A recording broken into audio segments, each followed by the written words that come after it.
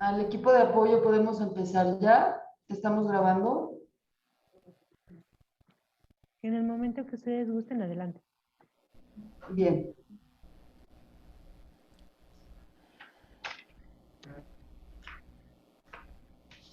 ¿Listos? Bienvenidos. Estamos en el marco del quinto Congreso Internacional sobre Experiencias de la Salvaguardia de Patrimonio Cultural Inmaterial.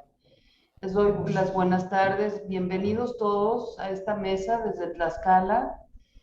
Me da mucho gusto que nos acompañen. En esta ocasión vamos a hablar de cultura alimentaria, de patrimonio cultural alimentario.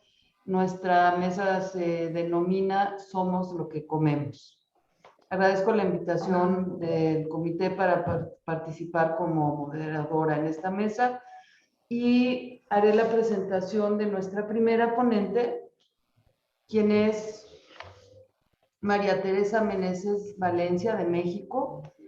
Su ponencia se titula Las fondas de los mercados en Cuautla, Morelos, Tlecuil comunitario y espacio de salvaguardia del recetario tradicional morelense.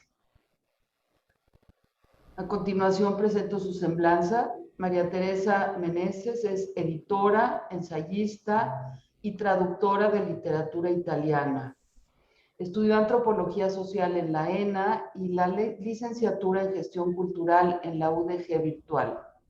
Ha sido editora del Semanario Cultural de Novedades del periódico Novedades y del suplemento cultural Laberinto de Milenio Diario.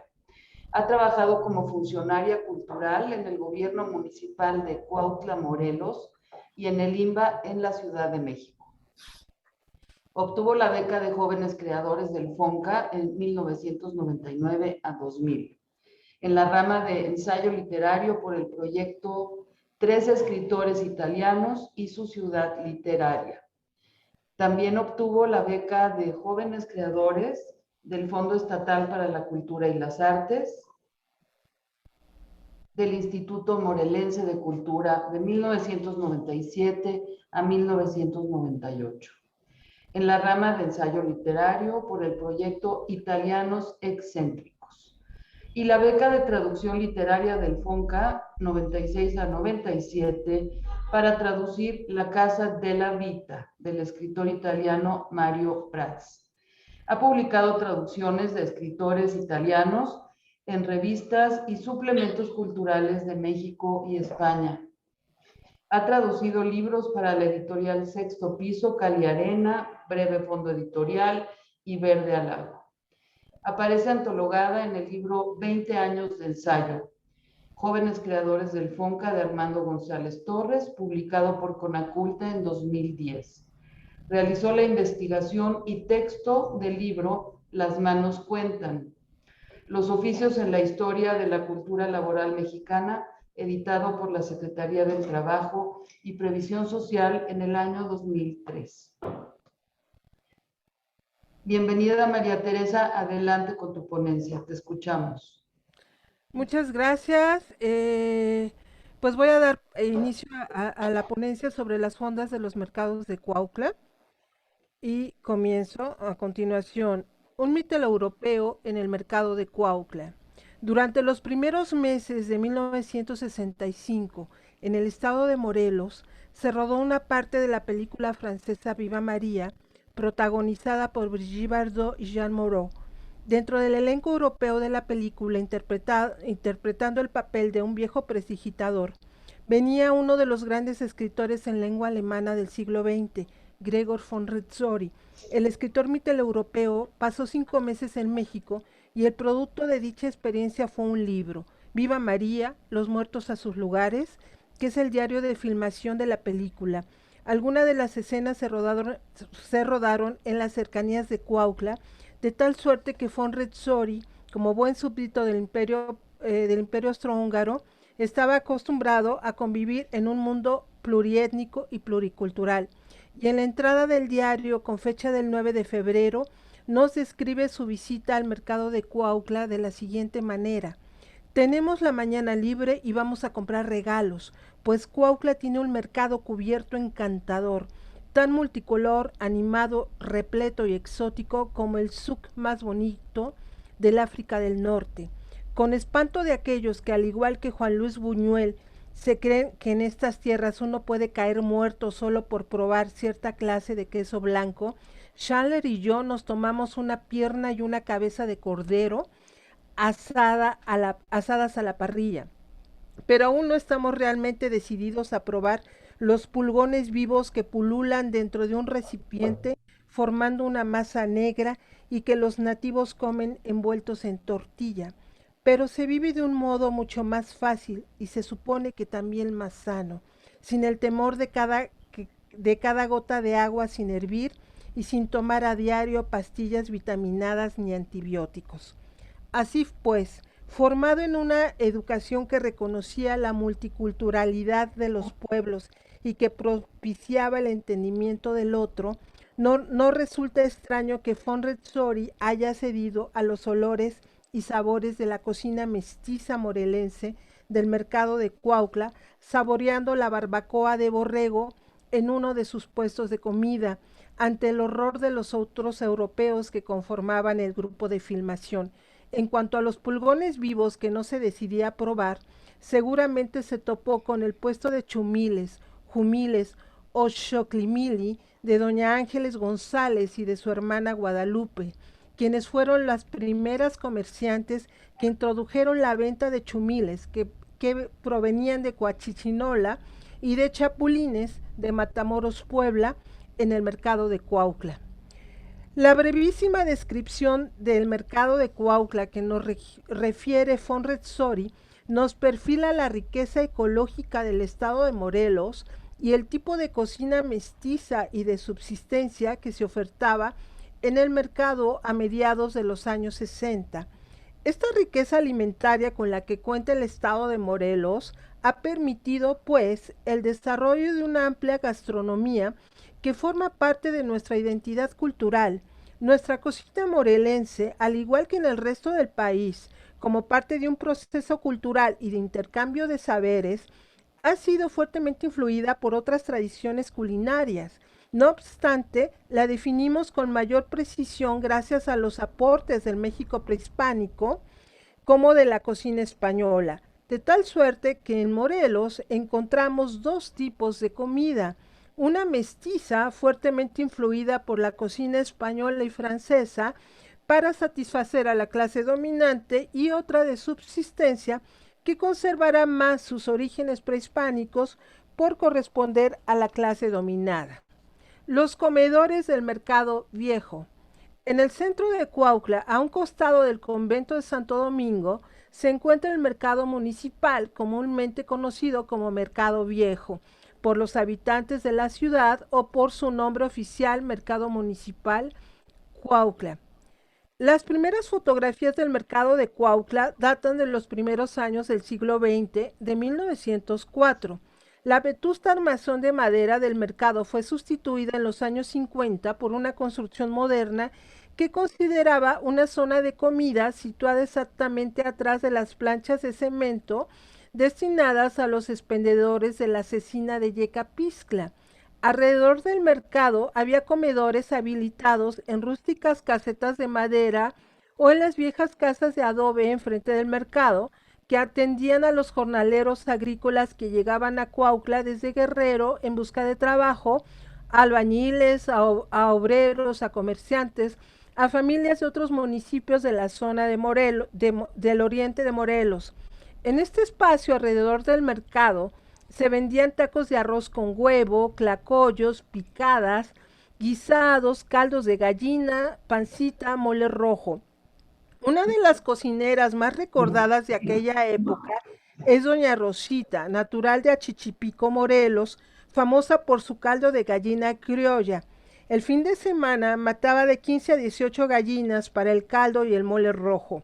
Posteriormente, su hija y heredera culinaria, el sábado y domingo, en ese mismo galpón, vendía pancita y guisados. De esta genealogía de cocineras proviene Esperanza Tobar Ramírez, quien es la actual dueña del comedor Rosita, quien rememora que de niña tenía que levantarse a las 4 de la mañana para matar a las gallinas y guisar el famoso caldo de su abuela. Doña Esperanza nació en la colonia Morelos, en Cuautla, y junto con su hija María Eugenia, la cuarta generación que ha heredado el oficio, guisan sus especialidades, el encacahuatado de pollo y el guachmole, que se cocina diariamente en las fondas de los mercados. Muchas de estas casetas de madera estaban instaladas a lo largo de la pared del convento de Santo Domingo, que se asoma a la calle de Efrén M. Tavera. Sería a partir del año de 1954 que empezarían poco a poco y con mucha resistencia a ocupar el lugar que se les había asignado a los comedores y fondas en el interior del mercado, por el temor de quedarse sin clientela. Por ejemplo, hace unos 15 años todavía subsistía en las afueras del mercado el comedor de doña Aurelia, que recreaba en su pequeño espacio gastronómico, de paredes oscurecidas por el humo del fogón, ese útero materno que es el clecuil, ese vientre afectuoso de las casas campesinas, que es el lugar solidario en el que se comparte la comida, la bebida y la conversación. La única mesa con la que contaba el local de doña Aurelia, con su mantel de plástico floreado, cuyo centro era adornado con un ramillete de barbas de indio, pipichas o pápalos, estaba situada al lado del enorme comal donde se echaban las tortillas a mano para acompañar el guisado del día, por lo general un chilate de pollo con sus ramitas de pasote, que era una delicia, el mole rojo, su especialidad, y el arroz rojo. La fonda de doña Marcelina en los años 70 era famosa por sus canastas.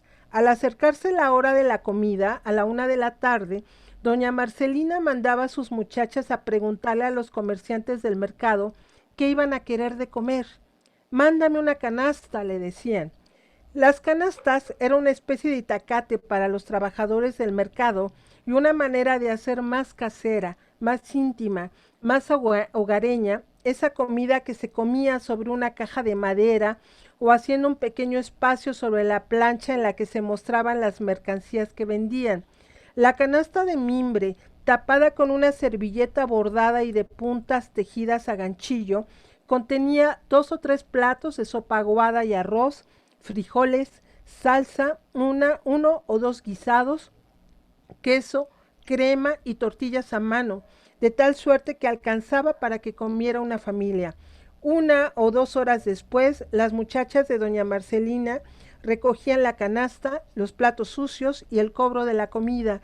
La deliciosa idea de las canastas llegó a su conclusión cuando cerró sus puertas la fonda de doña Marcelina.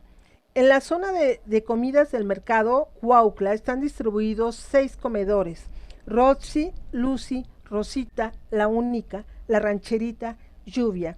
De estos 6, el Roxy, el Rosita y la Rancherita han pasado de generación en generación recreando y salvaguardando las recetas de la gastronomía morelense que heredaron de sus abuelas y tías oriundas de Guerrero y Cuautla, y que son producto de su historia en relación con los intercambios culturales regionales definidos por momentos o procesos específicos.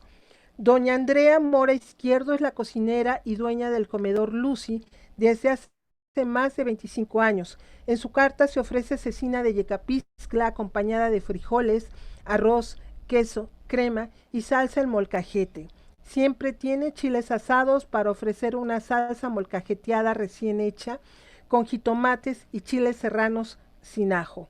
Carne enchilada, mole rojo, guachmole de puerco, adobo, pollo a la crema, tortas de camarón y guauzoncles en Semana Santa. Chiles rellenos, tortas de papa y clemole verde y rojo. Para doña Andrea, su mejor platillo es el guachmole y la salsa macha. Si sus comensales se lo piden, les molcajetea salsa de chumiles. El comedor Lucy es el único que ofrece en la carta el aporreado: cecina, huevo, salsa de chile serrano con jitomate y cilantro. Para el desayuno también ofrece chocolate en leche o agua. El comedor La Rancherita está a cargo de Magdalena Celestino de Villada. Hace 5 años heredó el comedor de su tía Lucina Celestino Marínez. Su tía, mejor conocida en el mercado como Juana, era originaria de Teloloapan, Guerrero, y sostuvo la fonda durante 50 años. El platillo del recetario tradicional morelense más apreciado por sus comensales es el guachimole de cerdo, para cuya receta utiliza el guaje rojo sin asar, porque dice que cuando se hace el guaje queda muy baboso y cambia el sabor de la salsa. En la rancherita, María Teresa, te quedan 3 minutos, por favor. sí, gracias. Se complace a los comensales y piden salsa al molcajete. A la zona de comidas del Mercado Nuevo, Mercado Hermenegildo Galeana, se tiene acceso por la calle Ignacio Maya. Carmen Luengas, originaria de Oaxaca, inició la fonda Irma hace más de 50 años. Posteriormente la heredó su hija y actualmente la dirige su nieta. En la fonda Irma se venden diariamente 120 órdenes de comida corrida, aumentaron la variedad del menú y redujeron la cantidad de porciones, de tal suerte que su carta presenta cotidianamente 8 guisados. Todos los días guisan guachmole rojo o verde con los guajes asados, y también todos los días guisan clemole verde o rojo. Las recetas que se recrean y se transmiten todos los días en los espacios de las fondas de los mercados municipales son lugares de la memoria, ya que en ellas se encarna la memoria, desplegando estrategias en las cuales los sujetos se reapropian y negocian con su pasado, olvidando y recordando, en un juego dialéctico en el cual memoria e identidad se abrazan una a otra y producen historias Pues ya entré a clase. Nos vemos mañanita. Buenas tardes. Hasta luego. en las que los Ya sujetos estoy en clase, gracias. y recrean constantemente sus propias identidades, y en ellas sus pueblos, sus mundos, sus tiempos. Así pues, las fondas o comedores del mercado viejo y nuevo de Cuautla son espacios de Vamos, socialización profe. en los que se transmiten, se recrean y se difunden los saberes y las prácticas alimentarias y culinarias tradicionales que forman parte de nuestra herencia y de nuestra identidad nacional, cultural. En las fondas, la cocina tradicional de los pueblos mestizos de Morelos pasó del hogar o ámbito doméstico a la comida corrida. Comer es recordar, comer es una forma de la memoria de una comunidad, comer es un acto de memoria. Como dice el antropólogo Alfonso Alfaro, en un universo de diálogos callados, de afectos recios y de pocas palabras, las voces del amor se escuchan con la lengua. A eso le llamamos la sazón. Muchas gracias. Muchas gracias, María Teresa. En verdad, nos has abierto el apetito con tan maravillosas imágenes coquinarias. Y sin duda, estoy de acuerdo contigo, los mercados municipales ahí son depositarios de todas estas tradiciones que se van heredando de generación en generación y mantienen vivos estas fórmulas culinarias a través de lo familiar. Ha sido muy, muy hermosa tu participación y como te digo, nos haces viajar a todos estos guachmoles y los moles rojos de, de Morelos. Te agradezco muchísimo y enseguida vamos a presentar, quisiera saber si ya se encuentra con nosotros en la sala Graciela Natalí Rasgado. Sí, Graciela aquí Natalí estoy. Rasgado. Sí, Graciela. Sí, sí, Graciela, bienvenida. Bienvenida. gracias, buenos días. Tu presentación es... ¿Comparto pantalla o...? Sí, ¿no? Sí, por favor. Ok. Bueno, muy bien, bienvenida. Graciela Gracias. Natalí Rasgado Bonilla de México nos presenta la ponencia La revalorización de los alimentos artesanales en el caso del chocolate de Tuxtla Chico, Chiapas, México. Graciela es licenciada en Turismo, egresada de la Universidad Latina, Campus Cuernavaca, y maestra en Desarrollo Local por la Universidad Autónoma de Chiapas, Facultad de Ciencias Sociales de San Cristóbal de las Casas. Durante la maestría participó como ponente en diversos eventos nacionales e internacionales, como el 4º, 5º y 6º encuentro de la Red de Programas de Posgrado en Desarrollo Local, Convención Internacional Agroforestal Cuba 2017, y el 3er Foro Internacional de desarrollo territorial. Avances, experiencias y alternativas. Obtuvo el grado de maestra con la tesis La importancia de los alimentos artesanales, un análisis a partir de las relaciones socioeconómicas y socioculturales en Tuxtla Chico, Chiapas, en la línea de generación del conocimiento, procesos de cambio sociocultural. Muchísimas gracias por tu participación, Graciela. Te damos la palabra. Sí, muchas gracias. Buenos días, tardes ya, todos, todas. Sí, tardes ya. Voy a comenzar. En esta ocasión voy a presentar sobre la parte una parte que tocó mi trabajo de tesis de maestría, que es sobre el chocolate, ¿no? Y bueno, lo titulo para este evento, La revalorización de los alimentos artesanales, el caso de chocolate, Tuxtla Chico, Chiapas.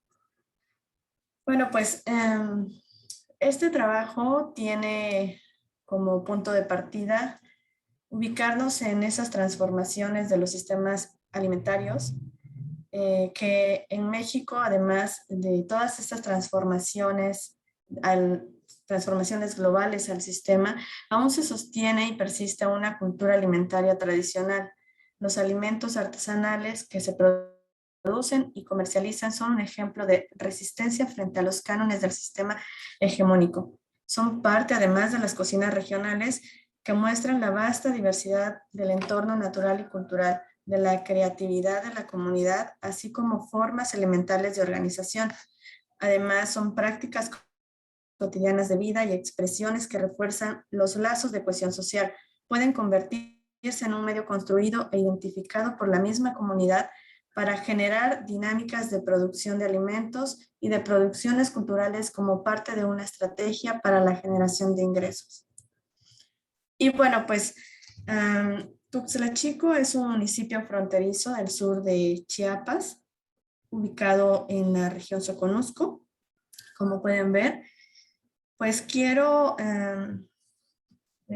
mencionar algunas de las festividades que se realizan en este municipio. En abril se celebra a San Pedro Mártir y a San Marcos. Como ven en las imágenes, ahí son algunos de los miembros de la cofradía San Pedro Mártir. Estos son los negritos. En otra de las imágenes muestro el templo de la Virgen de Candelaria, y abajo del templo las alfombras que se hacen el día 2 de febrero con aserrín durante las calles principales donde recorre la Virgen el día 2. Y en este municipio también se encuentran la zona arqueológica de Izapa, con varias secciones, una de ellas la que pueden ver en la imagen, en la fotografía, y también se puede observar cómo desde la cabecera municipal y gran parte de la zona fronteriza se aprecia el volcán Tacaná, que es una división fronteriza entre México y Guatemala. Y bueno, en estas festividades que acabo de mencionar, que son como las más importantes en el municipio, pues también son bienvenidos algunos platillos y algunos alimentos, como lo es el chocolate, que se comparte con las personas que asisten a la festividad en estas fechas que son importantes.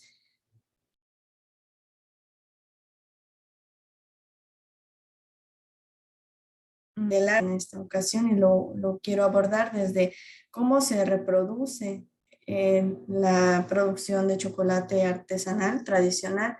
Y pues, ¿de qué chocolate estamos hablando? No estamos hablando de ese chocolate de la industria, alimentos procesados, no es chocolate abuelita, sino es el chocolate tradicional de mesa.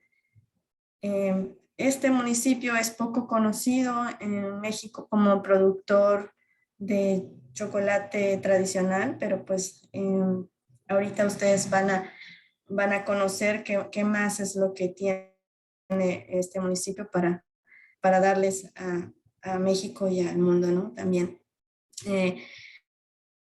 Bueno, las chocolateras. ¿quiénes son las chocolateras? Pues las chocolateras son mujeres, madres, hijas, abuelas, que se dedican, entre otras cosas, como sabemos en México, las mujeres en su mayoría son quienes llevan las cosas en el hogar, pero además estas mujeres son las que se encargan de hacer chocolate, el chocolate tradicional, que es parte de la dinámica económica en el municipio. Ellas elaboran el chocolate para venderlo y distribuirlo. Y bueno, también algo que ellas hacen es pues compartir de alguna manera o transmitir estos conocimientos a sus hijos, hijas. Y bueno, la elaboración de chocolate pues se hace desde casa y es en ese momento en el que comienza la reproducción de estos saberes, ¿no? Del saber hacer. Bueno, pues parte del proceso, voy a ir avanzando de esta manera. Parte del proceso para elaboración del chocolate tradicional y artesanal es el cacao, ¿no? La producción de cacao. Y lo menciono así porque este municipio es productor de cacao y pues históricamente es uno de los municipios más importantes en la producción de cacao en la región. Como les mencioné y vieron en la imagen, en este municipio y en esta zona fronteriza se encuentra, bueno, se encuentran vestigios de lo que fue la cultura izapeña, ¿sí? Y bueno, pues fueron parte importante en la domesticación del cacao.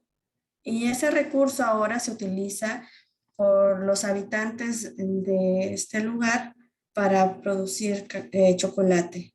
Entonces, bueno, la producción de cacao se hace aquí en el municipio y es parte fundamental, digamos, es la primera fase para poder comenzar la elaboración de este chocolate tradicional. Entonces, en las imágenes anteriores teníamos a un productor de cacao.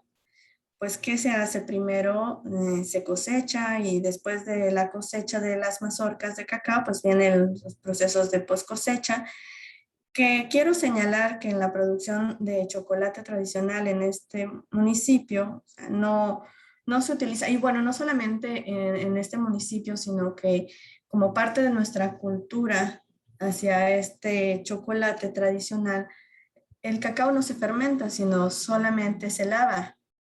Así como lo ven en las cubetas, se lava y se tiende a secar, ¿no?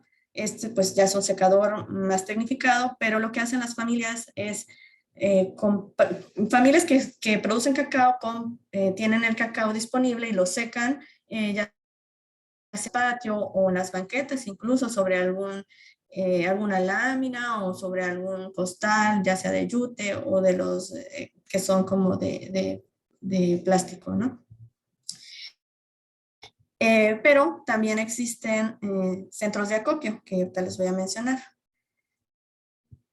Aquí están los centros de acopio, o sea, posterior a la producción y al secado del cacao, pues viene la distribución, compra y venta a través de los centros de acopio. Una vez que ya las chocolateras compran el cacao en estos centros de acopio, lo que sigue es, hacen una selección, pues yo aquí menciono como una primera fase, pero antes del tueste ellas hacen una limpieza de cuáles son los granos que están con defectos, que tienen mancha o que están paches, les llaman, que son aplastaditos, que pues realmente ya no contienen ni siquiera cacao, no contienen ni siquiera grasa, entonces lo desechan porque también corren el riesgo de que tome un sabor amargo. Bueno, viene el tueste, el despepite, el soplado. Esta es una técnica que a mí me dejó sorprendida, la forma en la que ellas separan la cascarilla del cacao y dejan lo que es el puro grano, ¿no? Sin cáscara. Y tienen una habilidad impresionante al momento de hacerlo y realmente dejan limpio el cacao, ¿no? Toda la cascarilla la soplan y se va. Hay quienes ponen un ventilador pero pues las más expertas lo hacen sin necesidad de un ventilador. Y bueno, una vez que ya está el grano limpio, proceden a la molienda y aquí en la molienda es cuando ya se integran los demás ingredientes que son azúcar, o sea, mencionaré los básicos, azúcar y canela. Después viene el momento de que ya tienen esta mezcla y comienzan a revolver. Luego lo repasan una vez más, la mezcla del cacao con todos los ingredientes, lo repasan y viene el palmeado. El palmeado es importante porque a través del palmeado el cacao suelta esta grasa, efecto del calor y de la fricción que hacen las mujeres con las palmas de las manos hasta formar estas marquetas o bolas que pues las hacen en una tercera fase, las hacen como unos rollitos para poder hacer el tapiqueado, que el tapiqueado es separarlas como tabletas y las van rozando en una superficie plana para poder obtener las tabletas. Luego viene el secado se hace durante toda la tarde y parte de la noche. Bueno, si lo hacen en la tarde, ya en la noche tienen las tabletas, se secan y al otro día pues ya están disponibles para empaquetarse. Bueno, en todo este proceso de elaboración, las chocolateras han hecho innovaciones en cuanto a los productos y también en cuanto a los, digamos, a los instrumentos que utilizan para poder elaborar. Pues anteriormente se utilizaba el metate, pero pues ahora también, pues ya con la modernidad, pues han venido los molinos y ya muchas, pues sí lo utilizan para repasar, como yo mencionaba, pero pues el trabajo más duro y difícil pues se hace con los molinos. Y las innovaciones en cuanto al producto, pues se le han añadido otros ingredientes naturales, claramente, como el cacahuate, la almendra. Chocolate de Chile es un producto que no es como una innovación, sino que el chocolate de Chile es un chocolate que no es dulce y que además, bueno, como su nombre lo indica, contiene chile y pimienta que se utiliza para hacer un atole. Y bueno, después viene el pataste también que se le adiciona. El pataste es otro tipo de cacao que he escuchado que también le llaman cacao blanco, pero es un teobroma, es el teobroma bicolor, que se utiliza también para elaborar chocolate, se mezcla o hay quienes hacen únicamente chocolate de pataste. La vainilla y... Graciela, ¿me ¿sí? escuchas? Sí, tenemos unos 2 o 3 minutos todavía. Ok, bien. Gracias. Ok, bueno, otra cosa importante que quiero mencionar es que en la producción de chocolate artesanal también se utiliza, bueno, no se utiliza, no, ese término no va, sino que participan la familia en la producción y participan otras personas que son contratadas por día para poder elaborar el chocolate, porque es un trabajo duro que a veces hacen hasta 10 kilos de cacao más todos los ingredientes, se triplica el volumen y es un trabajo complicado, por lo tanto, pues las chocolateras necesitan a otras personas, además de la familia, para poder terminar el trabajo. Y los espacios en la unidad doméstica donde se elabora chocolate artesanal, pues no son talleres especiales para hacerlo, sino que son en casa. Y yo ilustré a través de esta imagen, pues cómo están distribuidos los espacios, ¿no? Las típicas casas sureñas en este municipio, pues tienen una arquitectura similar, una distribución similar en las casas. Como ven, está en el traspatio, ahí se ven unos leños, pues lo quise ilustrar así, está el fogón, está el patio, eso es lo que se llama en conjunto, pues el traspatio, y ahí es donde utilizan para hacer chocolate, que también es parte del espacio de la dinámica familiar, porque pues es la cocina. Y bueno, aquí ya pongo quiénes son los que intervienen en la construcción y reproducción del chocolate, como dice Patricia patrimonio alimentario, pues son todas estas personas, los proveedores de insumo, las relaciones también que se dan en la unidad doméstica, que pues hacen que quienes se involucren son las familias, ¿no? Y ya mencioné la mano de obra contratada. Hay actores interesantes como las canasteras del mercado que también venden a veces en cacao, que son quienes llevan el cacao de su parcela o de su traspatio cuando tienen cosecha y también lo distribuyen, además de los centros de acopio que mencioné. Se hace la compra directa a través de los pequeños productores, quienes ya identifican a un productor, pues van y compran directamente con él. Otros que participan son las tiendas de abarrotes para la compra de azúcar, canela, vainilla, y los molenderos, pues en el municipio hay 2 molinos, el famoso molino de Don Álvaro, que el señor ya falleció hace como 3 años, y el molino del ingeniero Baltasar también. Bueno, ¿cómo es la comercialización de este chocolate en el municipio? Se hace pues en las casas, hay muchas casas que tienen el letrerito afuera de se vende chocolate. También se hace a través de la distribución de los familiares que tienen para este mercado de la nostalgia, incluso exportan o hacen envíos para Estados Unidos, para Centroamérica y algunos otros países que ¿sí? ¿Podemos concluir para dar paso a la siguiente ponencia, por favor? Sí. Bueno, pues aquí nada más muestro los productos ya terminados y empaquetados, cómo es que ellas lo venden. También participan en ferias. Aquí está Doña Chepi en el World Trade Center.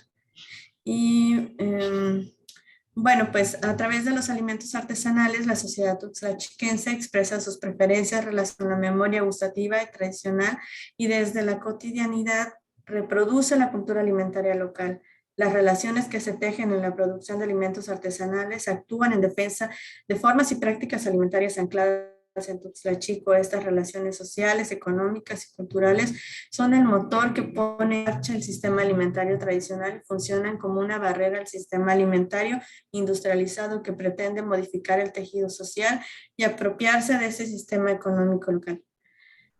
Bueno, a partir de ese estudio se han dejado en descubierto las potencialidades del territorio y del saber hacer local con el objetivo de evidenciar las formas de organización de la producción de alimentos artesanales que por años han sido sustento local de la población en Tuxtlachico y que se reconoce como parte del patrimonio que no han logrado detonar, insertarse como un motor de desarrollo aún, pero que está ahí, que existe una trayectoria en estos procesos de aprendizaje y transferencia de conocimiento a través de redes en las que fluye información necesaria para establecer un proceso de innovación y competitividad territorial. Y bueno, terminar con esto, que es una cita de una consumidora que dice: se bebe chocolate para dar consuelo al corazón, nos da calorías cuando el clima está fresco o cuando estamos muy apachurrados en los velorios. Gracias. Muchas gracias. Muchas gracias. Seguimos con nuestro siguiente ponente, es Mariana Hernández Palomares. Mariana, ¿te encontramos en la sala? No pudimos contactarla, no tenemos contacto con Mariana. Ok, bien. Entonces, seguiríamos con el ponente que sigue, que es Jaime Irán Vargas Barrientos. ¿Se encuentra? Jaime. Hola, ¿qué tal? Sí, sí me encuentro. Hola Jaime, bienvenido. Gracias. Pues Jaime Vargas Barrientos nos presenta la ponencia titulada Las cocineras tradicionales en las plataformas digitales. El caso de la página de Facebook de la franquicia Los Canastos. Ahora voy con su semblanza. Jaime es licenciado en gastronomía por la Universidad Autónoma de Durango, maestro en ciencias y humanidades con terminación en historia por la Universidad Juárez del Estado de Durango y diplomado en patrimonio y cultura por el INAH. Actualmente es vicepresidente y miembro fundador del Conservatorio de la Cultura Gastronómica, capítulo Durango, y docente de la Universidad Autónoma de Durango en la carrera de gastronomía. A través de la ACE ha podido trabajar en la gestión de proyectos de promoción culinaria del Estado con las Secretarías de Cultura y Turismo municipales y estatales. Asimismo, ha dado diferentes ponencias sobre la historia de la cocina duranguense en distintos espacios académicos locales y ha sido invitado en diferentes universidades del país para dar cátedra de la identidad gastronómica de Durango, su estado. Bienvenido, Jaime. Gracias. Muy bien, compartiré pantalla en este momento. Veamos.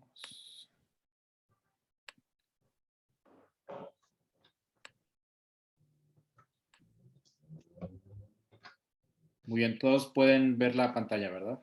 Sí. Perfecto. Bueno, pues muchas gracias por el espacio que nos han otorgado. Estoy muy contento de compartirles un poco de esta experiencia, porque más que nada es hablarles respecto a cómo a través de una mancuerna importante entre una asociación civil y en este caso una empresa, pues generamos un espacio de contenido que va a estar justamente especializado pues en la divulgación de la cocina tradicional duranguense, que fue el caso entre la alianza del Conservatorio de la Cultura Gastronómica de Durango y de la franquicia Los Canastos. Entonces, bueno, yo quisiera comentando que este proyecto surgió a través del tiempo de la pandemia y precisamente pues en esta conexión que ya existía entre la asociación civil y la franquicia. En un primer momento se había tenido como antecedentes una serie de talleres que surgieron sobre todo para las épocas de Cuaresma, en donde se invitaba al público a que conociera algunas prácticas o recetas de la cocina tradicional de la época cuadragesimal. Entonces, esto fue en el 2019, este primer taller que se hizo de la cocina de Cuaresma, y posteriormente se quiso replicar en el 2020. Pero dadas las circunstancias de la contingencia, pues se tuvo que cancelar para marzo de ese año.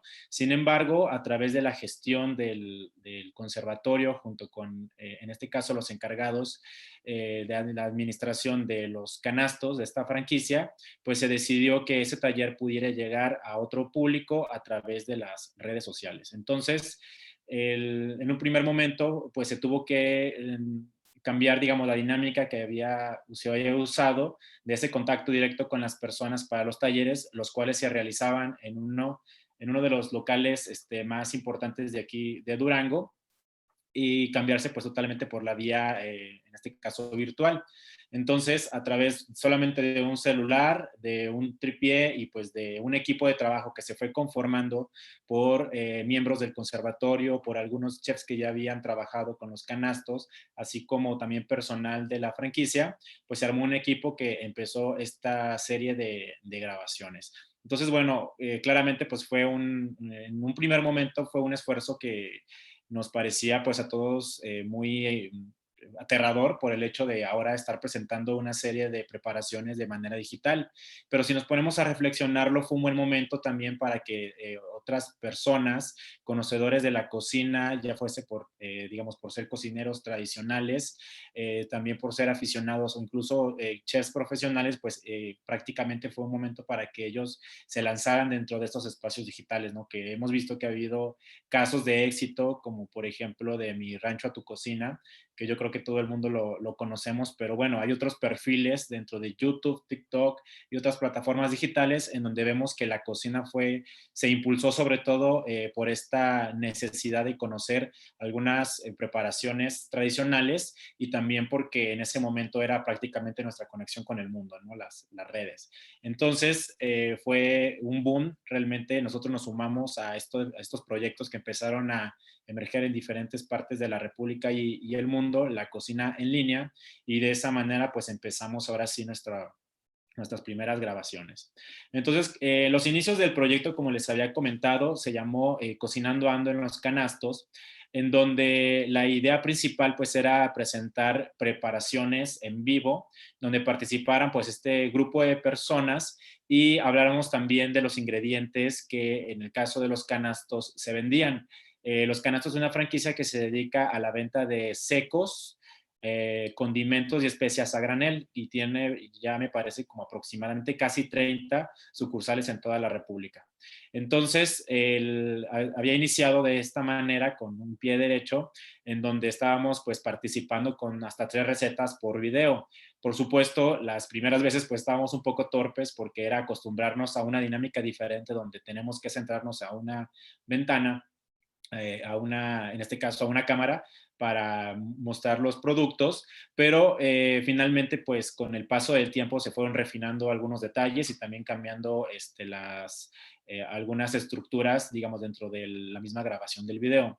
Entonces, este proyecto inició en el 2020 para marzo y ha tenido hasta la fecha pues una vida de 1 año y medio, o sea, continúa todavía por supuesto que han cambiado pues muchos lineamientos, pero en un primer momento, en los inicios del proyecto, pues se había considerado eso, ¿no? La promoción de los productos que se vendían en esta franquicia y pues también la participación del equipo de trabajo. Entonces, bueno, ¿cuál fue la dinámica que había propuesto el Conservatorio de la Cultura Gastronómica? Bueno, en un primer momento habíamos considerado que fuese importante hablar también de los productos locales, es decir, aquellos que se producían en Durango, en la cercanía, y que se encontraban en este caso en la franquicia de los canastos. Ese fue como un primer objetivo. El segundo había sido también que habláramos de la cocina tradicional, es decir, qué hacíamos con esos productos locales y cuáles eran los platos emblemáticos que podíamos encontrar en el estado, inclusive solamente en algunas regiones, por ejemplo, la de los valles, la sierra, el semidesierto o las quebradas. El tercer objetivo fue también darle voz y darle también una visibilidad a las cocineras tradicionales y a toda aquella persona que fuera poseedora de los conocimientos culinarios. Entonces, a través de esos objetivos, pues empezamos a idear un plan en el cual nosotros prácticamente el espacio que se le había otorgado al conservatorio se dedicara exclusivamente a la divulgación de la cocina local del estado. Entonces había, por ejemplo, otros momentos dentro de las mismas grabaciones que eran de lunes a viernes, en donde se hablaba de cocina internacional, se hablaba de productos que llegaban de envasados y que se vendían ahí en los canastos, pero nosotros siempre hasta la fecha pues mantuvimos la idea de que solamente productos locales o aquellas preparaciones en donde se respetará, en este caso, pues la identidad cultural del estado. Aquí lo interesante fue precisamente que de los personajes que pudimos invitar a que participaran y hablaran frente a la cámara, pues fueran las cocineras tradicionales. Aquí les puse la imagen de 3 de ellas, que fue la señora Patti Valles, la señora Esther Marín, la señora María Contreras, y faltaría mencionar a otras 2. Y que ahorita les voy a poner las imágenes. Y entonces aquí también nos dimos cuenta que no solamente se trataba de las recetas, sino que también este espacio funcionaba como un foro para que las cocineras nos compartieran todas sus experiencias dentro de la cocina, ya fuese ejerciendo o trabajando como cocineras en algunos lugares, como fue el caso de María Contreras, que trabaja como la jefa cocinera de un negocio de cocina económica que se llama Las Cazuelas del Chef, o bien conocer un poco más sobre los procesos del sistema alimentario en la cocina tradicional Esther Marín, ya que las tortillas que ella estaba mostrando en ese video, pues eran totalmente elaboradas con maíz que ella cultivaba en su casa, ¿no? Era maíz criollo. Y también conocíamos un poco más sobre algunas preparaciones tradicionales. Por ejemplo, la señora Patti Valles, ella proviene de un pueblo mágico que se llama Nombre de Dios, y en él hay sobre todo la venta de conservas de las frutas y de los palos frutales que se cultivan en esa zona. Entonces fue muy rico estas entrevistas, que yo creo que también fue de las cosas más importantes, porque probablemente mucha de la audiencia comentaba que conocía las recetas o que sabía hacerlas de una forma posiblemente diferente o parecida a las que estábamos mostrando, pero aquí lo importante fue ese foro, ¿no? Que las cocineras pudieran hablar de viva voz, sus experiencias y también pues cómo era su relación con los alimentos, ¿no? Cómo habían crecido finalmente con ciertas responsabilidades dentro de la casa, al menos en cuanto a a crear los alimentos para su familia y cómo ahora ellas pues estaban trabajando de eso, ¿no? Cómo se había vuelto funcional estos conocimientos culinarios. Entonces, no solamente pues participaron las cocineras tradicionales, también tuvimos la participación de algunos especialistas en cuanto a diferentes disciplinas en las que se relaciona la comida, por ejemplo, historiadores y antropólogos. Tuvimos la participación de cronistas también de aquí de la ciudad y cada uno de ellos pues había aportado información muy relevante a ciertos platos. También fue un espacio donde reinterpretamos o volvimos a elaborar algunas recetas antiguas. Tengo muy presente la de los chiles polcos, que nos permitió a nosotros también hablar de la cultura alemana, ¿no? Que había llegado aquí a Durango. Entonces, la comida fue una conexión que nos permitió a nosotros, desde la plataforma digital de los canastos, pues hablar de la comida de Durango desde distintas aristas. Entonces, eso se ha vuelto pues muy, muy importante. Y además de estos académicos y de las cocineras tradicionales, pues también hubo una participación activa de chefs y profesionistas de la cocina, que en este sentido ellos habían estaban al frente de restaurantes y de cocinas en el estado, entonces también nos hablaban muchas veces de los platillos de la tradición duranguense que se encontraban en sus restaurantes, que de hecho puedo decirles que era pues muy interesante y muy importante, ya que prácticamente la promoción de la cocina tradicional duranguense en los restaurantes tiene muy poco que se está, digamos, llevando a un nivel ya institucional. Es decir, prácticamente es un ejercicio que hemos estado empleando aproximadamente hace 3 años de promover la cocina en los restaurantes de aquí de la localidad. Entonces fue para nosotros muy grato encontrar que había recetas que en efecto se estaban reproduciendo en esas cocinas.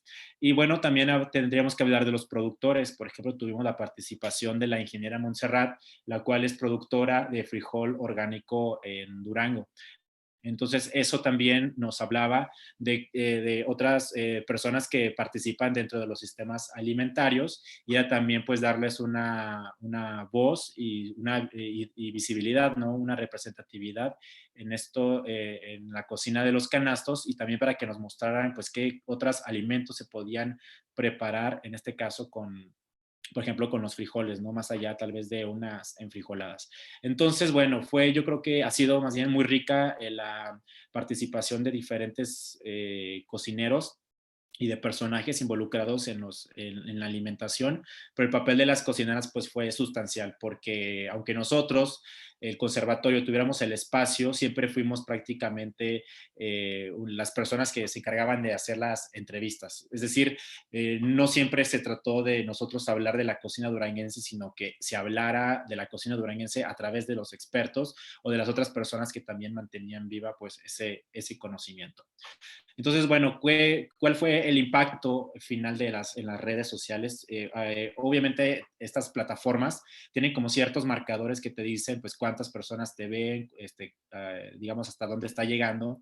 Y nosotros, pues, no teníamos como el dato preciso porque de eso se encargaba el área de diseño y de marketing de los canastos, pero lo que puedo recordar de algunas cifras es que realmente había llegado a un nivel que no se había esperado. Es decir, muchas personas conocían este proyecto y estaban al tanto de las recetas que se estaban, en este caso, exhibiendo.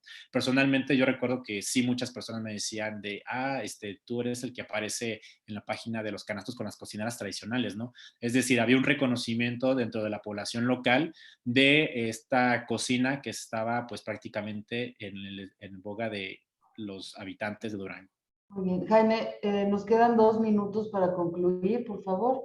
Perfecto. Entonces, posteriormente a esto, se decide que se debe llevar también a YouTube y está aquí también otra modalidad u otra plataforma en donde las cocinas se empiezan también a reproducir y también digamos, se dio un poco el número de participaciones a la semana para darle mayor calidad y contenido a estos videos. Y en la actualidad, si comparamos un video de los primeros que se hicieron durante el proyecto de la Cocinando en los Canastos a la actualidad, pues ha cambiado bastante. Entonces, en este minuto que nos queda, solamente voy a reproducir un poquito de esta participación que fue con la señora María. Por supuesto, es una joya que usted se encuentre aquí con nosotros compartiendo la cocina de los canastos. Y este día vamos a estar preparando unas tortillas, que seguramente las personas del una tortilla la conoce cualquiera, pero bueno, también tiene sus procesos, tiene las formas de elaborarse, y realmente es una práctica muy antigua y muy rica en cuanto a la tradición y el conocimiento que hay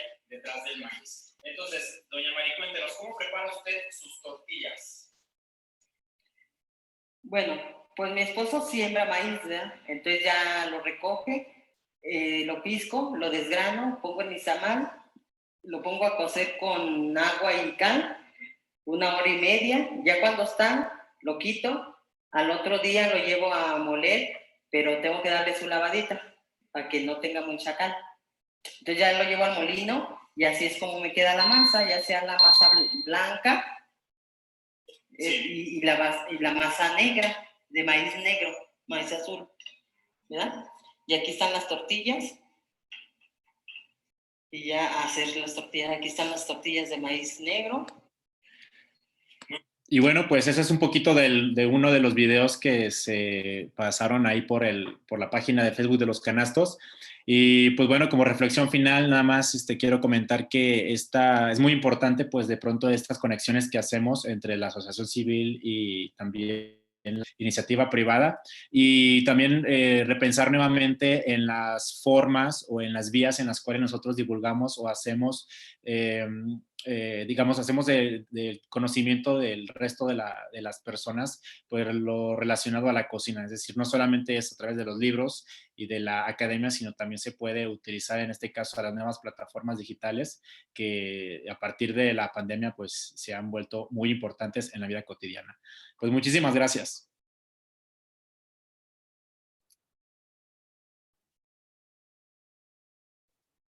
Muchas gracias, Jaime. En verdad, importante, muy importante tu trabajo. Y haber encontrado que a través de plataformas digitales se puede hacer un rescate de las cocinas tradicionales, se pueden enseñar para evitar su pérdida. Y en esta unión con una empresa privada puedes encontrar pues muchísimos oyentes que en verdad reaprendan lo tradicional, porque lo que vemos en el trabajo de campo es que es un patrimonio tan frágil que si no se enseña y los niños no prueban todos estos sabores antiguos, los sabores de la cocina tradicional y conocen los productos que ya caen en desuso, estamos en un alto riesgo de que se vayan perdiendo muchas de las fórmulas coquinarias que se han ido transmitiendo de generación en generación. Muchísimas gracias, Jaime.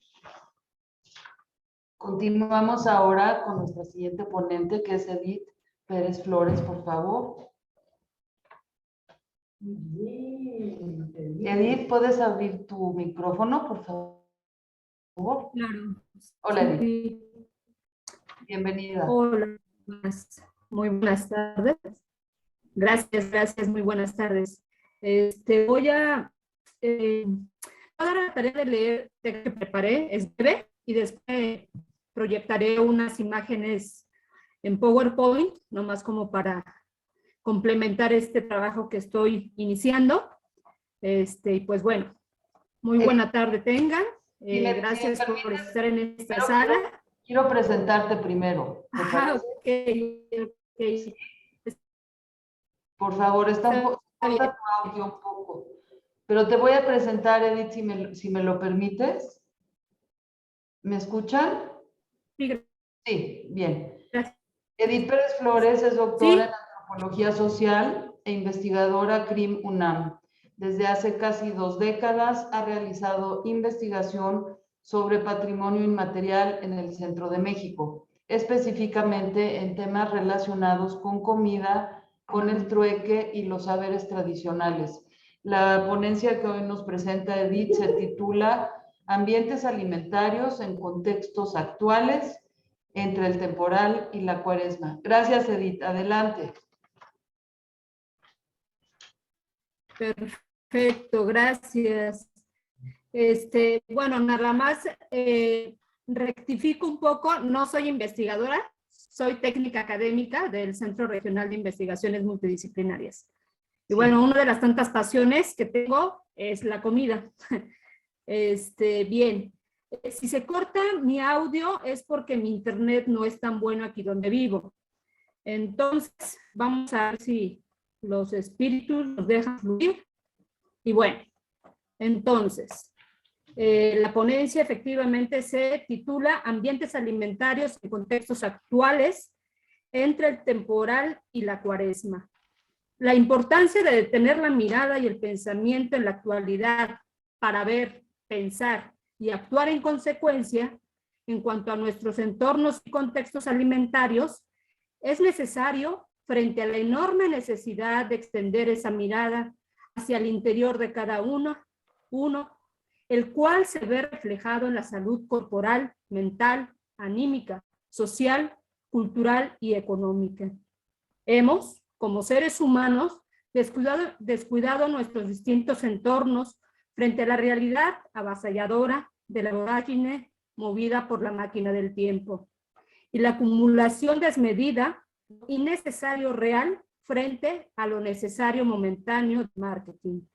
Somos seres más propensos a la dependencia de materialidades e ignorantes de nuestro entorno natural que nos permite nutrir el cuerpo-alma. Creo que debemos reconocer y aprender de nuestros entornos alimentarios que la Madre Tierra, a manos del ser humano, nos comparte para hacer del andar un andar más sano. El temporal ya es tan incierto que difícilmente se dibuja certeramente como antes, mucho antes, de cuando las ancestras y ancestros leían el tiempo y sus señales a través de la naturaleza, de sus lunas, cielos, vientos, soles, plantas y animales. Hoy el tiempo ha cambiado en manos de nosotras, nosotros, los seres humanos que habitamos esta tierra. Nuestra percepción de este es la tierra, naturaleza, la hemos ido modificando al paso y andar nuestro. Ella y nosotros, más nosotros tratamos de sobrevivir, de convivir en el respeto mutuo que requiere todo ser vivo para permanecer en el tiempo, en vida. Se requiere, pues, de una convivencia respetuosa que parte del conocimiento básico que se tiene del otro, otra. Convivencia justa y equilibrada, donde cada uno tiene su lugar de existencia, ser consciente, cuestionarse que cada cual tiene su proceso y el tiempo solo es regulador de esos procesos, aunque ahora los tiempos se han modificado, tanto que es difícil ya tenerlo como aliado. Entonces, viene la adaptación a nuevos contextos donde el tiempo, que es relativo, nos desequilibra. En desequilibrio, tratamos de ubicar otra vez nuestro norte en los distintos contextos y ambientes que forman nuestro ahora. Entonces, hablar de ambientes alimentarios en contextos actuales me evoca muchas cosas: paisajes, sonidos, manos, tierras, temporales, semillas, creatividades, sabores, sonrisas, recuerdos, alimentos, guisos, descansos, tiempos.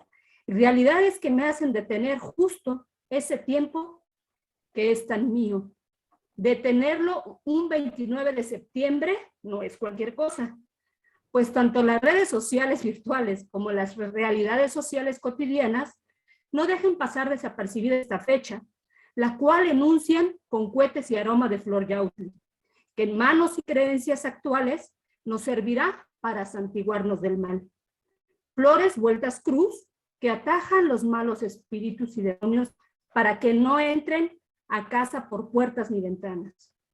El altar familiar también se adorna al igual que coches particulares y transporte público, sin olvidar las iglesias donde el santo patrono es San Miguel.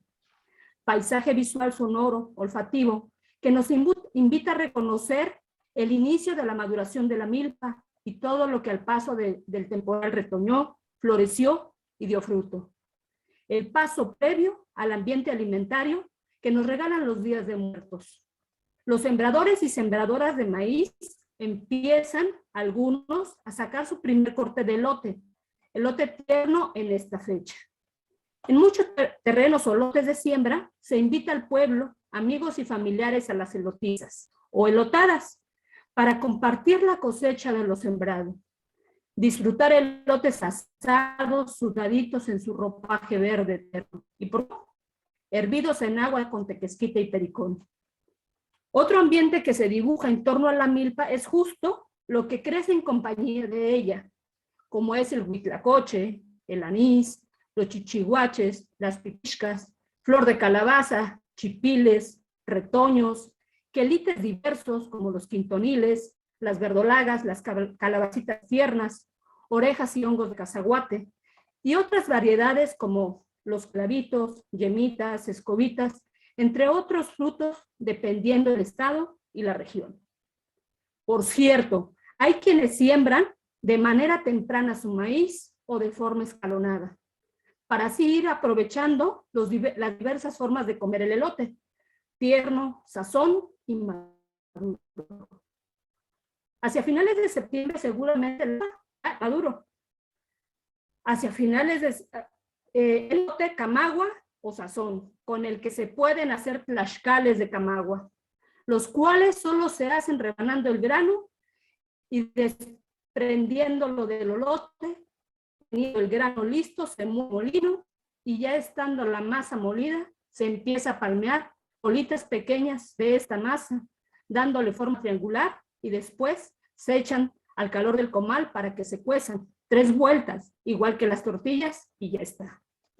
Todos estos paisajes que nos regalan los ambientes alimentarios y dan vida a la cotidianidad social, cultural y natural del ser humano, se pueden apreciar en los mercados, calles y tianguis que lucen coloridos a lo largo del año en su cuaresma y temporal. Dichos ambientes son interminables y distintos dependiendo de la región, el clima, tipo de suelo donde nos encontremos habitando. El campo y su temporal, los huertos de caza, invernaderos y viveros de riego nos marcan un tiempo pausado y lo que se da a cada temporada. Bien, ¿por qué iniciar con ambientes milperos esta ponencia? Justo porque es lo que evoca el contexto actual, solo que con una variante especial. ¿Cuál? La pandemia. Una pandemia ocasionada por virus que vino a recordarnos lo frágil que somos los seres humanos. Lo más importante aún, nos vino a recordar que somos seres mortales y dueños de nuestro propio andar y dueños de nuestro propio cuerpo y andamiaje sociocultural. En este contexto, resistirá cual milpa en pie el mejor, la mejor nutrida, el mejor apegado a todo, a la menos influenciada por banalidades. Somos cual milpa en manos de su campesina y campesino, que según su visión de siembra, seremos el resultado, es decir, si la siembra es para autoconsumo o para venta. De ahí dependerá el cuidado y tiempo que se le invierta al proceso de siembra, cosecha y todo lo que esto implica. Es decir, el tiempo y cuidado invertido en lo que es para autoconsumo es distinto al que será para la venta. Los campesinos y campesinas conscientes saben que los fertilizantes, matahierbas y demás productos agroquímicos, así como la compra de semilla curada para sembrar, son productos que ocasionan un daño en quien los consume. Pero de cierta forma, también en quien los siembra. Y usualmente es una siembra más en soledad. Tú, tu bomba y agroquímicos, teniendo al mismo tiempo una milpa en soledad, de la gran diversidad natural que a la milpa acompaña. Mientras que sembrar de forma tradicional es un proceso más tardado en todos los sentidos. Aquí la siembra es en familia, en comunidad, entre amigos o compadres. La mano vuelta, las macoas, la reciprocidad, el combate. Además de que en la milpa crece toda esa diversidad de plantas comestibles. Y las otras hierbas que nutren de alguna forma la milpa. Aunque si se deja crecer, también seca la milpa cuando ésta está recién nacida. Entonces, volviendo al punto y comparación con la milpa, somos seres que solos no podemos existir ni coexistir. Por tanto, somos a la par con la naturaleza. nuestro entorno y sustento. De ella surgimos, a ella volvemos. Somos lo que comemos, se oye decir, y cada quien, a cierta edad, decide lo que quiere comer, o al menos así debería ser. Quizá este sea uno de nuestros peores males, la alimentación, donde siendo parte de un país tan diverso en muchos aspectos, y en cuanto a su biodiversidad y alimentos nuevos, y heredados de culturas madre, donde la fusión juega un papel importante, seamos el país con mayor número de obesidad infantil y diabetes hoy. Creo que estos problemas de salud nos competen a todos y se vuelven más complejos justo en su entorno de aceleramiento cotidiano, donde lo que impera es la ganancia, el consumo, la acumulación, el comer por comer y el vivir por vivir. Como dice Bauman, cito, y lo mismo ocurre en una cultura de consumo como la nuestra, partidaria de los productos listos para uso inmediato, las soluciones rápidas, la satisfacción instantánea, los resultados que no requieren esfuerzos prolongados, las recetas infalibles, los seguros contra todo riesgo y las garantías de devolución de dinero. Termina la cita.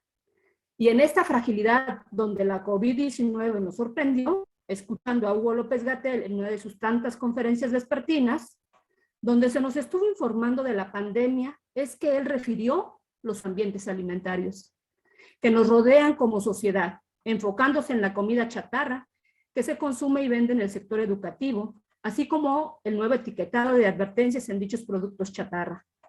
Esto me llevó a pensar en los ambientes y en torno a las secas y el temporal, que son las dos temporadas del año con las que crecí de la mano y conocimiento de mi padre y madre.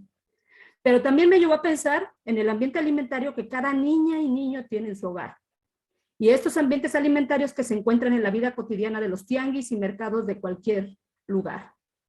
Entonces, al empezar a indagar un pequeño grupo de niñas y niños que toman clases de regularización en el patio de una casa, junto a la mía, me di a la tarea, para satisfacer curiosidad, de que me permitieran conocer a través de su plática y dibujos sus ambientes alimentarios dentro de su hogar. Es decir, les empecé a preguntar qué desayunan, comen y cenan. Después les di una hoja de papel y les pedí me dibujaran la cocina de su casa, con los alimentos que ahí se encuentran. Esta dinámica aún se encuentra en proceso.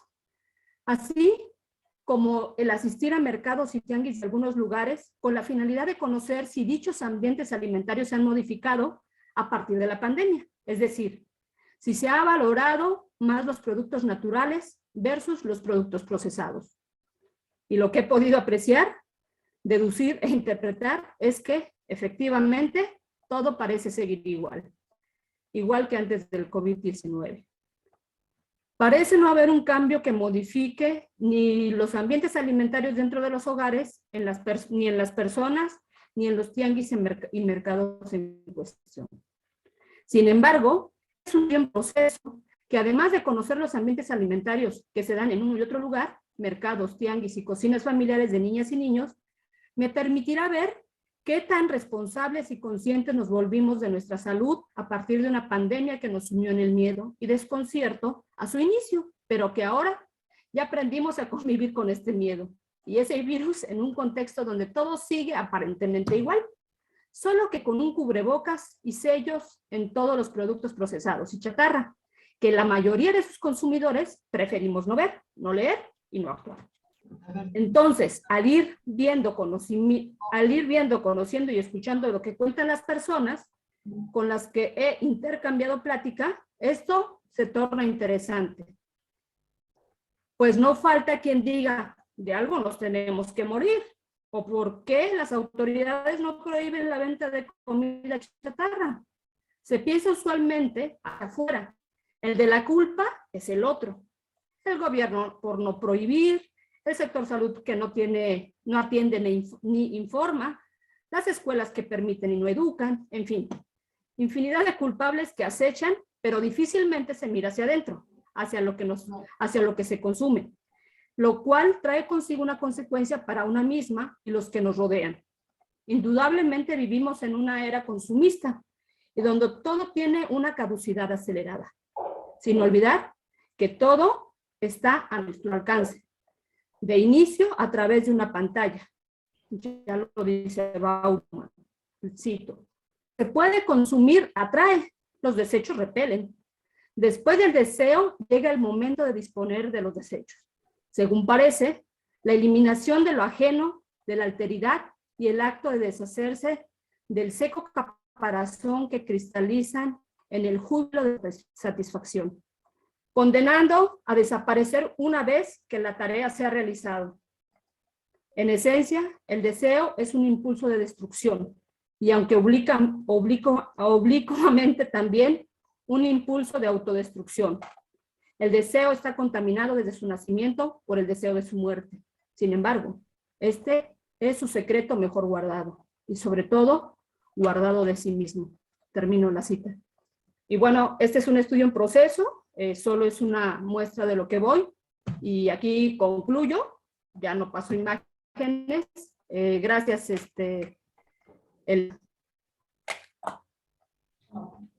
Gracias, Edith. Muchísimas gracias. Excelente ponencia. En verdad, nos hace reflexionar sobre cómo las cocinas tradicionales, las fórmulas heredadas, sí son una vía para poder ejercer nuestros derechos a la salud y a la alimentación. Y cómo los alimentos superprocesados nos han llevado a una epidemia de marca enorme, una epidemia de enfermedades que son causadas por la mala alimentación. Y no solo mala nutrición en el sentido no de insuficiencia, sino de exceso de calorías vacías y esta presión brutal de la publicidad en todos los ciudadanos, no solo en los niños, especialmente en los niños, pero en todas las edades está la presión de la publicidad, que los malos hábitos se han ido aumentando y desgraciadamente la perversión del gusto es algo que impera hoy en día en estas sociedades de super consumistas, de tal grado que nuestro abanico gustativo se ha reducido a un mínimo, y aquí en campo conocemos niños de muchos municipios que no han visto en su vida un charal, no saben lo que es un texmole, un chilpoposo, un chile atole. Entonces creo que todavía es tiempo de corregir el camino. Muchas gracias por tus comentarios. Gracias. Gracias, Edith. Pues entramos en la fase de preguntas y respuestas. Si alguien quiere tomar la palabra, por favor.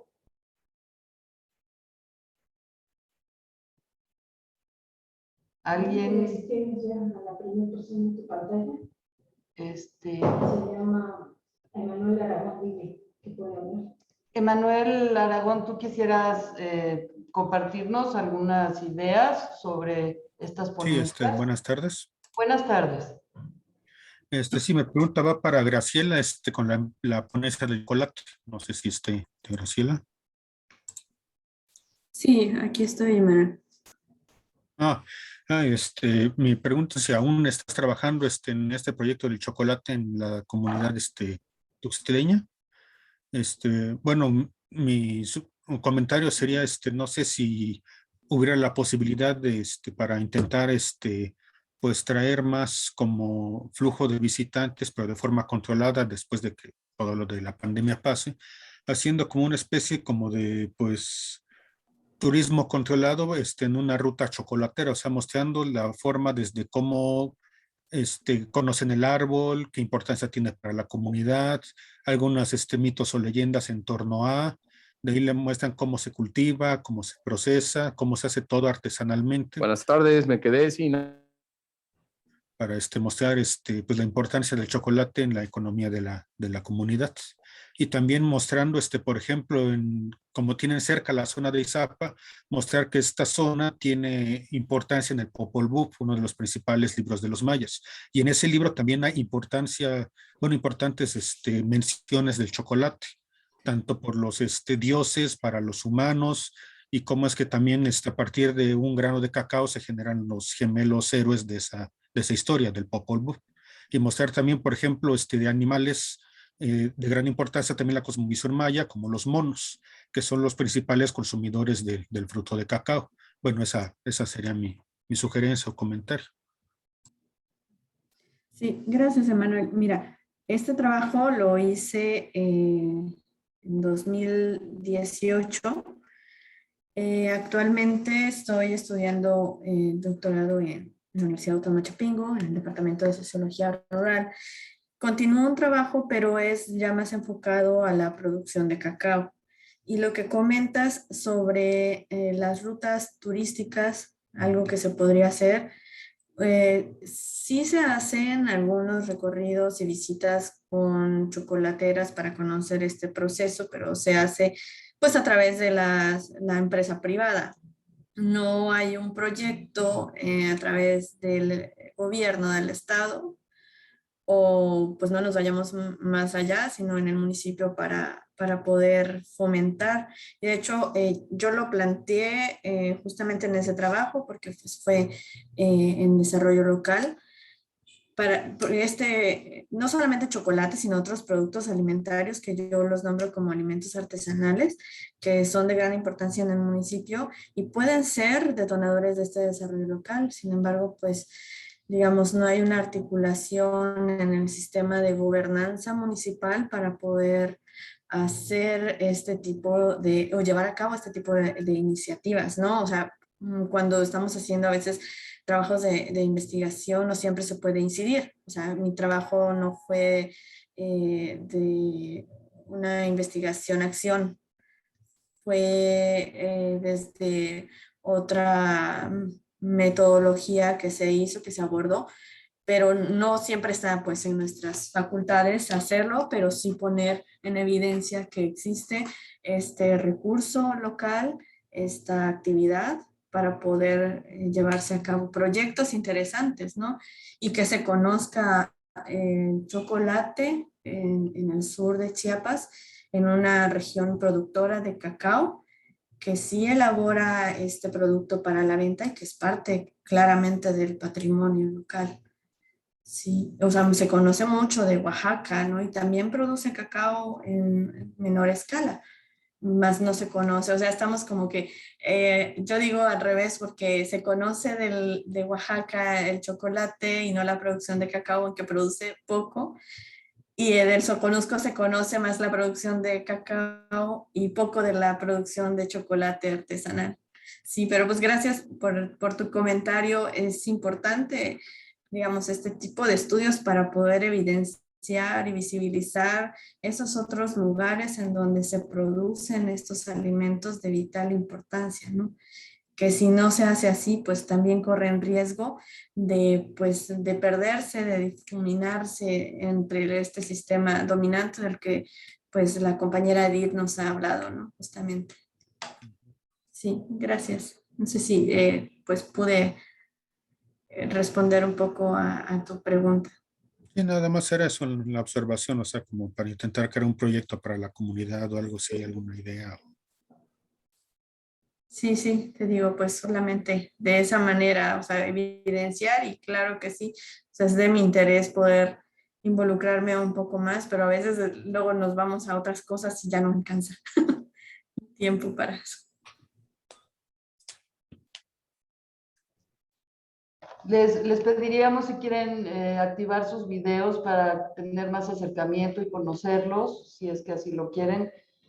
Y alguien más que quisiera comentar sobre las ponencias, algunas preguntas, inquietudes. Yo tengo una pregunta. Elena, Sí. yo tengo una pregunta, si puedo. Sí, Edith, Okay. por supuesto, adelante. Es justo la compañera también, Gabriela. Graciela. Ok, también es para Graciela. Tengo una, porque ahorita como que esos conceptos están muy de moda, en cualquier lugar donde me paro, en el mercado, justo en uno de los mercados donde estoy. ¿Qué entiendes tú, Graciela, por el chocolate tradicional y el chocolate artesanal? O también mencionaste los alimentos artesanales. ¿Qué entiendes por esto? Sí, es bien interesante y justo que también lo estoy abordando en la tesis doctora, que no puede desprenderse, no podemos hablar solamente de cacao, sino hablar de chocolate, ¿no? Y sí, pues es una tendencia del chocolate artesanal, pero el chocolate artesanal o alimentos artesanales, pues se entienden, digamos, desde una concepción básica como, pues aquellos productos elaborados, pues donde no se utiliza mucho, digamos, pues aparatos o que se utilicen instrumentos muy tecnificados y que además tienen un límite de producción. No son estos productos en masa, que otro elemento importante es los ingredientes, ¿sí? Los ingredientes que se utilizan no son ingredientes químicos o procedentes incluso de la industria farmacéutica, que también ya se utilizan en los alimentos.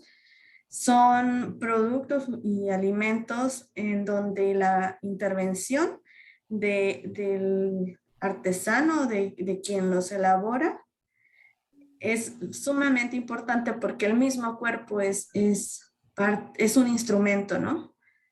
Y me preguntabas de qué diferencia hay entre artesanal, tradicional, que entiendo, ¿no? Tradicional, o sea, menciono tradicional porque, o sea, chocolate artesanal pueden ser las barras, pueden ser los chocolatitos, como bombones, tal vez, pero el tradicional es el tradicional de mesa, el que se consume para taza, el bebible. Ese es al que me refiero con chocolate tradicional. Sí. No sé si. Ok, gracias. Sí, gracias. Sí. Elena, ¿puedo hacerle una pregunta al compañero Jaime Irán? Bueno, ya tengo el micrófono. ¿Me lo repites? No Es pregunta para Jaime. Gracias. Perfecto. Gracias, Adelante. Graciela. Y bueno, una pregunta para el compañero Jaime. Para Jaime, adelante. Gracias. Me quedé con la curiosidad. Sí, gracias. Me quedé con la curiosidad, Jaime, ahorita con tu exposición. ¿Con qué se quedan las cocineras? Es decir, a las que invitan a todo esto, a que compartan sus recetas, que les platiquen el proceso y todo esto, ¿con qué se quedan ellas? Esa sería una. Y cómo tanto tú como la asociación con la que estás retribuyen hacia ya sea la comunidad o hacia la misma cocinera o cocinero que van y comparten con ustedes su conocimiento. Es curiosidad. Hola, ¿qué tal? Gracias por tu pregunta. Bueno, fíjate que una cosa que nos ha servido es que este espacio para la cocinera ha servido también para la venta de sus productos. Por ejemplo, la señora Mari, ella vive en una comunidad cercana a la capital que se llama El Carrizo. Entonces ella tiene venta de tortillas los fines de semana en un mercadito que se llama Mercadito Verde. Entonces ella ha tenido mucho reconocimiento de manera local por sus tortillas todavía elaboradas a mano, que ya de pronto escasean mucho aquí en la ciudad. Y entonces las veces que ella pudo participar, pues fue venta de tortillas, ¿no? De sus productos totalmente locales que ella pues trae de consigo.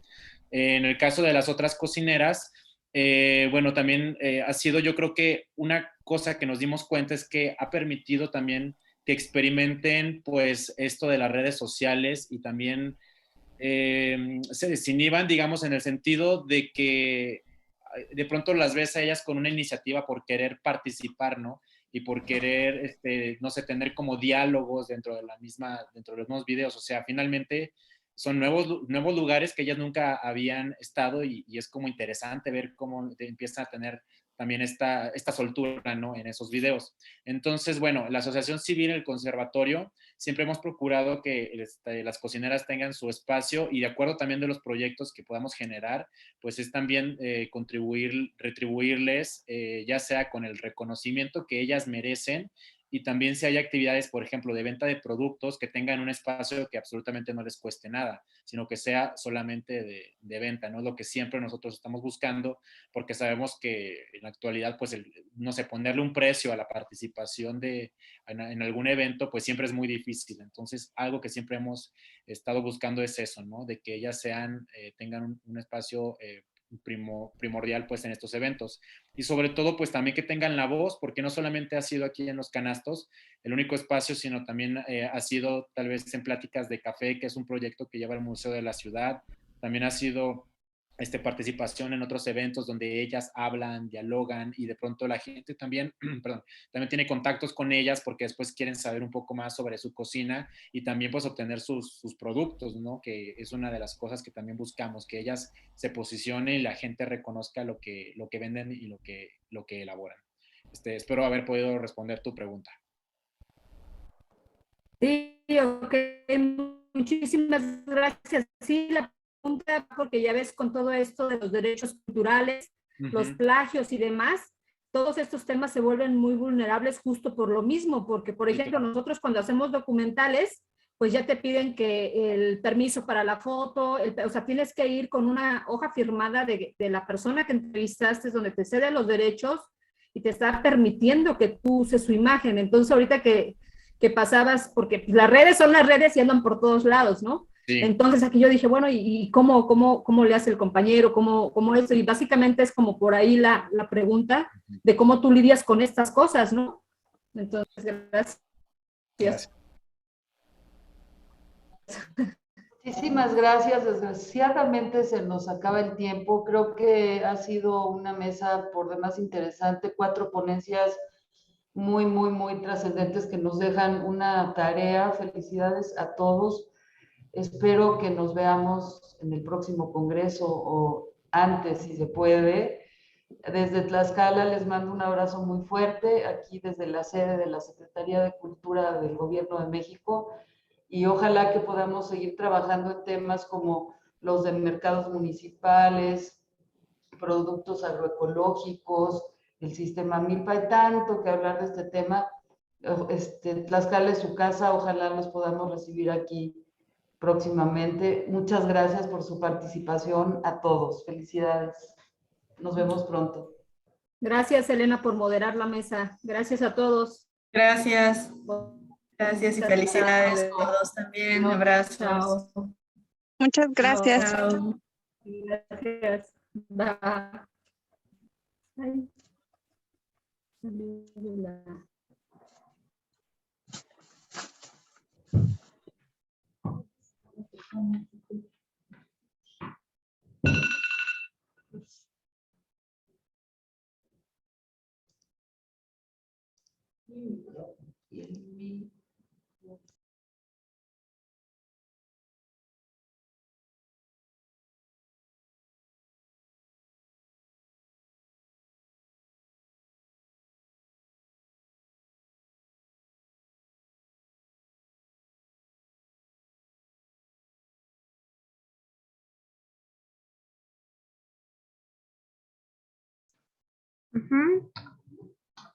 En el turno vespertino estuve en la sala 2 y posterior estuve en la sala 3 y en el apartado de la exposición fotográfica y el evento musical. Ok, entonces y ya sería todo, y ya a partir de ahorita ya en los chats se escribe tu nombre y tu correo, por favor. Muy bien, gracias. Gracias.